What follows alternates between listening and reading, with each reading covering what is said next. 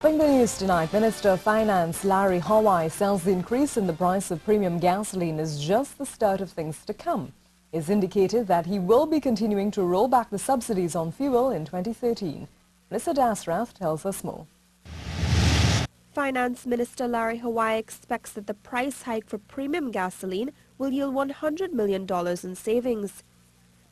During his maiden budget presentation, the minister announced that the gas subsidy would be decreased, which would result in the price of premium fuel going to $5.10 a litre. It was $4 a litre before.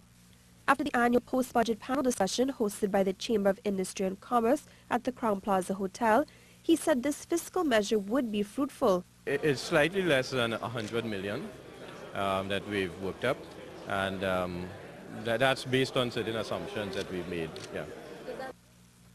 And as a reaction to the price shift, many motorists may be switching to super, but the minister said he has already considered this as a likely outcome, but these customers are at the margin.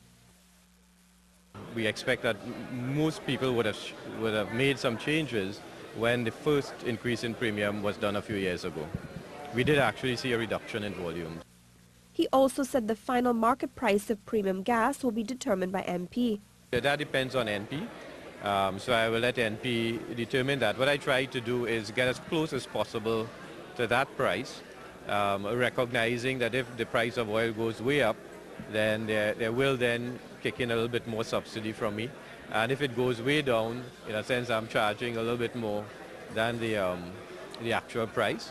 But what we'll do is we'll put that subject to review on an ongoing basis so that we could equalize it. Minister Hawai explained that this is just the start of things to come. According to the finance minister, he has already considered continuing this process in 2013. But he says the figure for the subsequent adjustments to the subsidy are just approximations at this point. The major issue, he says, is a potential impact on those at the lower end of the economic bracket. A big part of this is trying to determine how we can minimize the impact on the lower income and particularly the vulnerable and more disadvantaged persons in the society.